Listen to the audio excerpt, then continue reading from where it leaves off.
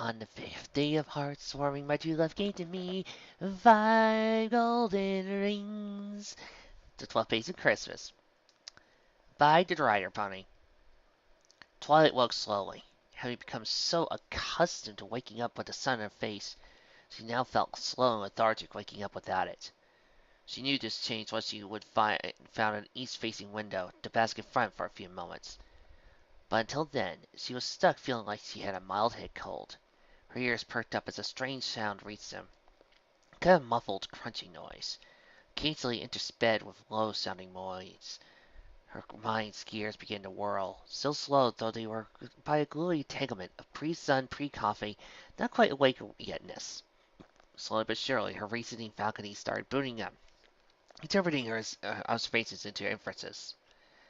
There's a noise in her room. Noises are made by things. Therefore, there must be something in her room. Normally, she would be alone in her room. There's something in her room. Therefore, she is not alone. Therefore, the situation is not normal.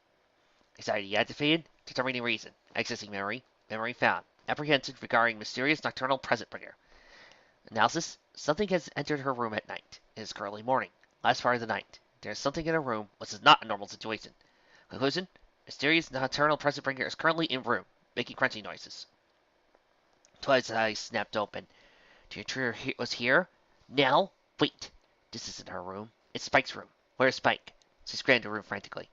He was still in bed, still unmade. The crunching, moaning sounds still emanated from somewhere. She swelled her ears, desperate to pinpoint the source. There! The bathroom! With a powerful flap of her wings, Twilight flung herself into the air, simultaneously casting a shield in front of her. A quick teleport put her right outside the bathroom door. All of her upward momentum redirected up forward. She burst through her door, shards and splinters of wood flying across all directions. Spike screamed out in surprise and feared. Multicolored shards of crystal spraying from its mouth. It led to the side, just barely avoiding high-velocity impact with a supersonic sparkle. She slammed to the back wall, cracking the crystal and utterly destroying Spike's shower. She rose, woozily, before shaking off her hastiness. Her gaze caught Spike, slowly rising back to his feet. She rushed over and held him protectively. Spike! Thank goodness you're all right. Where's the intruder? Stay behind me. I'll keep you safe. He pushed her off grumpily. What intruder? There's no one here but us. She slowed to frantic scanning, but didn't power down her horn. But I heard a noise. There was this crunching and the most unearthly moaning. Spike hesitated for a moment before sighing. That was me, he admitted glumly. Clearing his throat, he had the several blue and red gem shards into his claws and offered them for inspection. See? Twilight lowered her wings to set off her magic. So there was no pony here? No intruder? No, Twilight, Spike said. Just me and a morning snack. Oh. She glanced at the damage caused by her fear and recklessness. The broken door, the shattered shower, the cracked and fractured wall. All this from a moment of panic. For a moment, where she let her fear take control. Laying her horn, she cast a repair spell on the wall. She turned back to Spike, head hung low. I'm sorry, Spike. He patted her neck. It's okay, Twilight. You're under a lot of stress. You made a mistake. You're scared and confused. I am too. But we'll get to the bottom of this together. We'll figure out what's leaving this stuff and put a stop to it. Twilight sniffled. Thanks, Spike. I needed that. He smiled. Anytime, Twilight. Anytime. Now, let's go see what's downstairs today. She nodded, and he began walking. Spike tried to keep her spirits up, but filling the air between them was useless small talk. He rambled on endlessly about what today's items could be. The reasoning behind the older items. What old villains knew could be behind it. Everyone from Nightmare Moon, the Maniac, to Golden Harvest. Twilight added a few comments here and there, slowly contributing more and more to the conversation, until she was giggling along with suggestions, and even contributing her own. It's funny, Spike, how we transitioned from will there be more things today to what will the new things be? He chuckled along. Yeah, I guess you could get used to anything. She strode forward with renewed confidence. That may be true, but we will not accept living like this. I will get to the bottom of this, Spike, and I will find out who's responsible. She punched away at her declaration by slamming open the doors to the main hall. Sitting centered between her and her friends' thrones was the fifth pear tree. Again, nestled in its branches were a pair of turtle doves, cuddled together in their nests. A partridge rested nearby, nonchalantly preening its feathers. The three chickens ranted about the tree's base, absentmindedly pecking the ground. The four collie birds sat in a row in a single branch, chattering quietly. If it wasn't the circumstances of their arrival, it would have been a picturesque scene, worthy of any canvas. I don't see anything new, Spike commented. Do you? She shook her head. Neither do I. Let's go take a closer look. They walked closer, careful not to startle the birds or cause a panic. As they approached, Spike's keen dragon eyes picked out a glint of the dirt at the tree's base. He looked up, vaulting over the heads of chickens began digging. After several moments, he popped back up, a large golden ring in his mouth. Twilight took it from his magic and shook off the dirt. She inspected it closely as Spike went back to his hole. It was a large ring, too big for a hoof, but without a clasp to indicate it was meant to be worn around the neck. The metal was polished, without any flaw or defect.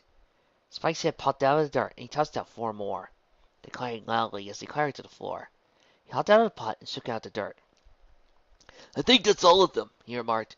Well, all I can find at least. Curious, Twilight remarked. This falls out of the pattern with the others. Neither a bird or a tree this time. Unless there's some hidden connection I'm not seeing. She trailed off as her monologue, slipped an internal soliloquy.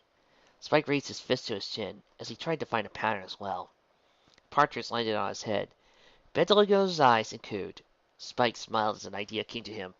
Hey, I got an idea, he exclaimed. Let's get Rarity to help. Twilight snapped out of her thoughts and looked down. Rarity? She asked. How could she help? If these rings were gemstone, maybe. But being as plain as they are, I'm not sure what she could contribute.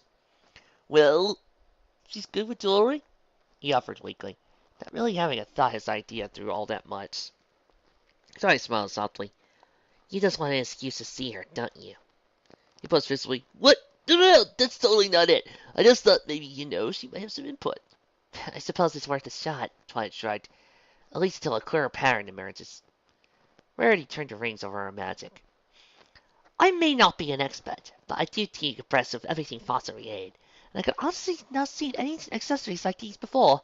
While they are finely crafted, I can find no markers or any other identifying features.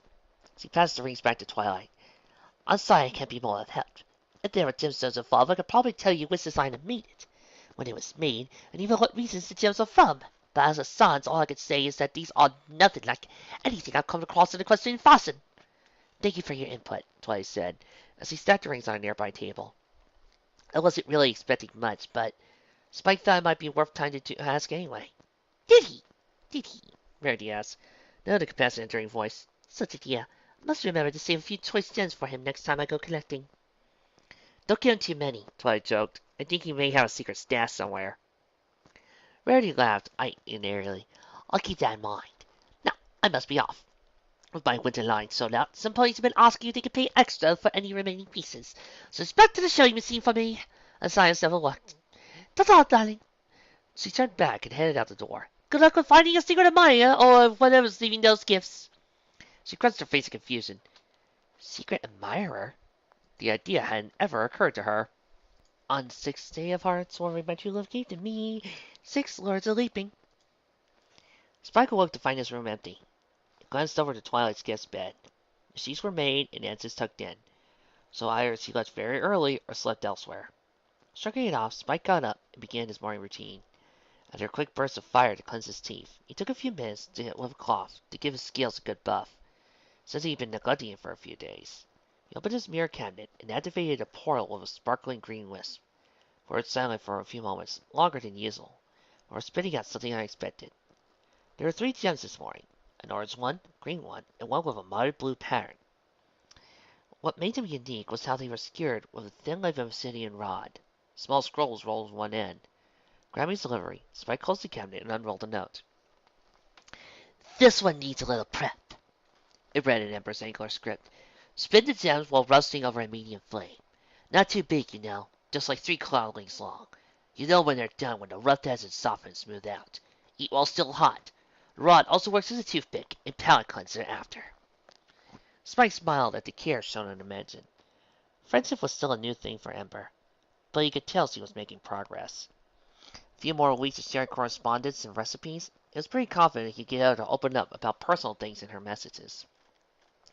Or at least include conversation beyond cooking instructions and basic greetings. It was a slow process, but Spike knew he'd pick up enough friendship lessons by proxy to pass them on to another. He smiled thoughtfully as he walked back to his room, placed the gems and his message in the bedside dresser atop a small pile of similar letters. He left his room to hunt down Twilight. Snacks from Ember and mysterious presence inside, it was still her turn to cook breakfast. However, after nearly half an hour of searching, Twilight was failed to be found. Her room was the obvious first place he checked, but was just how Twilight left it several days ago. Guest rooms were next, but they were likewise all in their spotless, unused state. Room by room he checked, but they were all equally abandoned. Even Starlight's room was shut, locked just as he left it.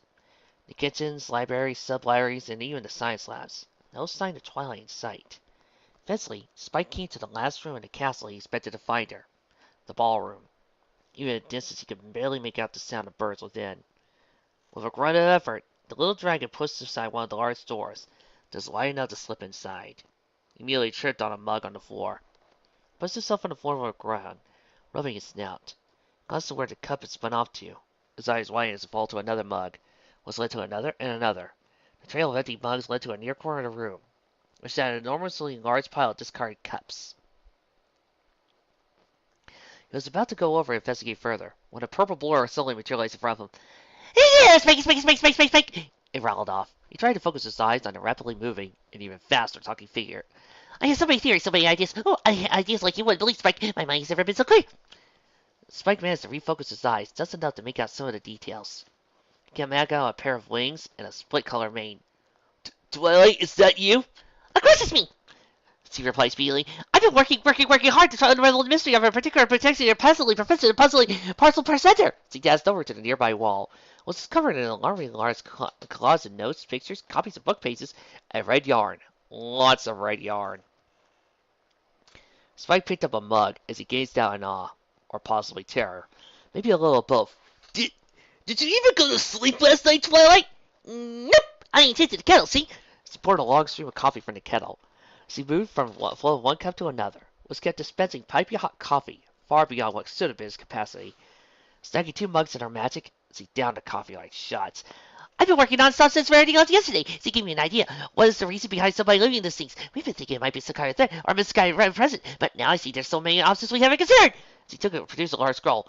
"So, I made a list of 4 reasons we hadn't considered. Secret messages from a scientist trapped between dimensions, unorthodox marriage proposal, leftover effect for Starlight's meddling with time. I thought of everything." Twilight stepped back, but Twilight stood back to his side, random sprigs of curling mane brushing against his face. "And then I remembered what you said. Oh, clever genius assistant. You said there might be a pattern between the items and what we were seeing, or they could be practically from any pony." She teleported back to the conspiracy wall.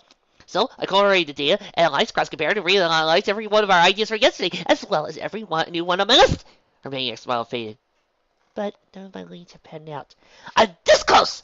She held her hose a fraction apart. "So close, but I'm missing some small piece of data, some final key that could tie this all together. But what could it be?" She bucked away her declaration by slamming her head into the wall, causing a few papers to fall. She caught and fixed them before they hit the floor. Spike approached cautiously. He knew Twilight's maniac state when he saw it. This was a bad case. A virtually unlimited supply of caffeine wasn't helping things either. "Don't worry, I'm sure you'll figure it out." He needed to redirect her to break the spiral. "Wait, don't you get a quick flight around town, huh? You've been cooped up in here all night. You need some fresh air. Get inspiration for new ideas." Twilight slowed her movements a bit. I guess that's a good idea.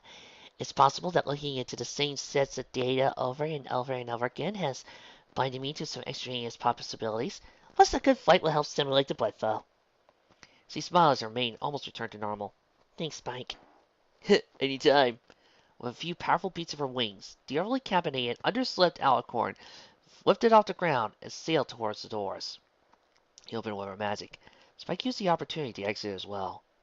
He smiled as he headed towards the kitchens for a well-earned breakfast. In her current state, Twilight would probably continue circling the town until she made a perfect circle, or calculated the most efficient route between every house, or something similarly time-consuming. Regardless, she worked off the caffeine and would be back to her normal self upon her return. As long as nothing reignited her current mania, everything would be just fine. "Spike!" Twilight's voice shook the halls of the castle. It wasn't the Royal Ponyville voice, but it was pretty close. "Oh no!" he uttered as he reversed directions towards the main hall. As he skidded to a stop, he found Twilight half hugging, half strangling a large white bird, while five more were still around, popping out eggs in shell-shocked fear. "Spike!" she exclaimed. She raced over and grabbed his face, meeting him nose to nose. "Eggs! The answer was eggs. That was the key I was missing. Trees lead to birds, birds lead to eggs, and eggs lead to Egghead! That and the rings make it so clear. Oh, I was so blind!" "Twilight!"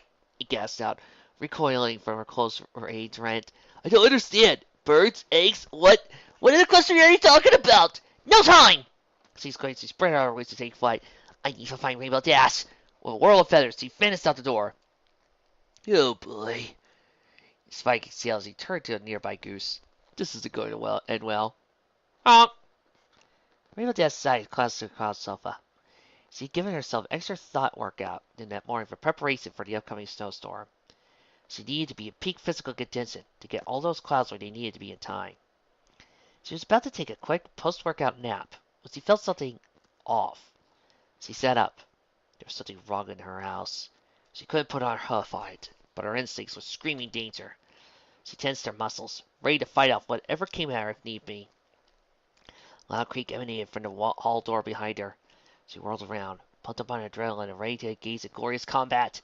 "All right, whoever you are, I hope you know who you're messing with. Now get ready for a hooful of whoa!" Her diminishing speech was cut off as he twisted in midair to prevent her flying roundhouse from hitting Twilight in the head. The rabbit turned center off course, where she smashed to, and partially through, the staircase. She recovered quickly, shaking bits of cloud out of her mane. "Twilight, be careful! I almost hit you!"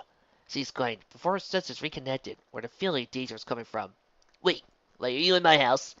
"I know it was you, Dash," Twilight said quietly, making eye contact with the floor. What was me?" Rainbow Dash asked slowly, slightly put by the mixture of feeling between what she was feeling and who she saw. "Oh, come on," Twilight deadpanned as he slowly began to walk closer. "Take credit for your work. Don't be a chicken." "Is this like a prank?" Rainbow Dash asked, slowly backing away. "Whatever it was, wasn't me. I've been really busy with Weather Pony stuff, and I haven't done any pranking in like a month." "Oh, don't be coy. I've seen through your plot. You thought I would be clever enough to think that you were smart enough to come up with something so complex, didn't you? So deep and layered. But you underestimate Rainbow Dash. You underestimate me greatly."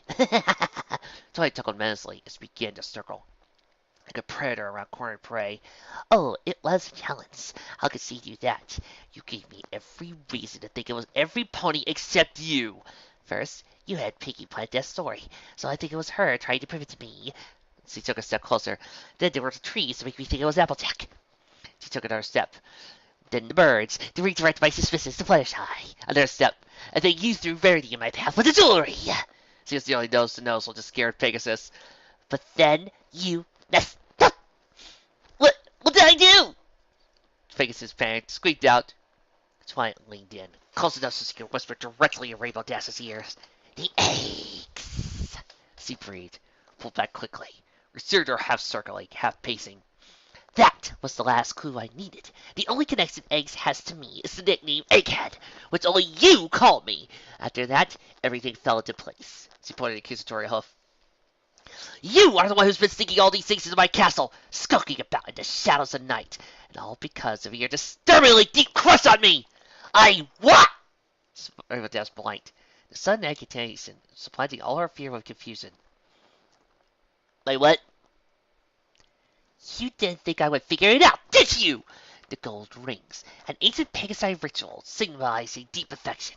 The partridge, a bird which can't fly, referencing when I just got my wings when you had to teach me.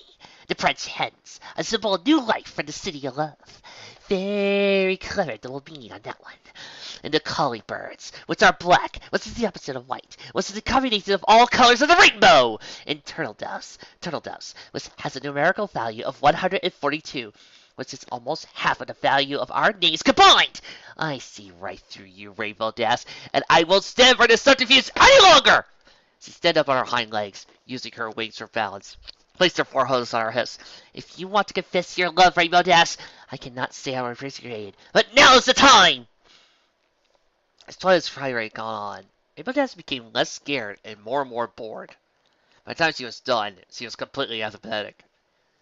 Twilight, I am not, nor have I ever been, in love with you.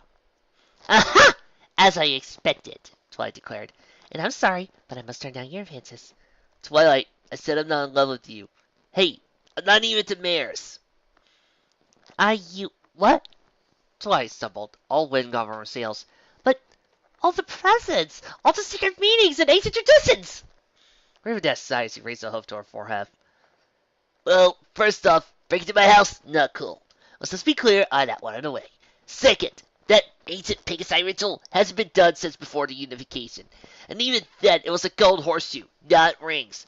Third, the rest of your speech. Really? Just, really? Twilight scratched the back of her head. I suppose some of my conclusions might have been the smallest bit stretched. The numerical value is almost half our names? That's calling with an eyebrow. Yeah, that was a bit much. She admitted before slamming her hoof to the floor. But I was still sure! Everything looked like it fit so perfectly. I thought I finally had an answer!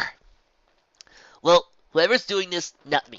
You can check with my supervisor. I've been pulling night shifts all week to get things ready for the big snow shipment. She smirked. But what I've heard so far, you gotta tell me everything about this prank. I want to meet the pony when you figure out who's behind it. Her smirk turned to suppressed laughter, which quickly broke down to guffaws. Imagine some pony pranking you hard enough that you think me being in love with you was more likely scenario. Twilight grunted as her caffeine finally wore off, and she collapsed to the floor. Poor Twilight. As I said, today is Big on Twilight Day.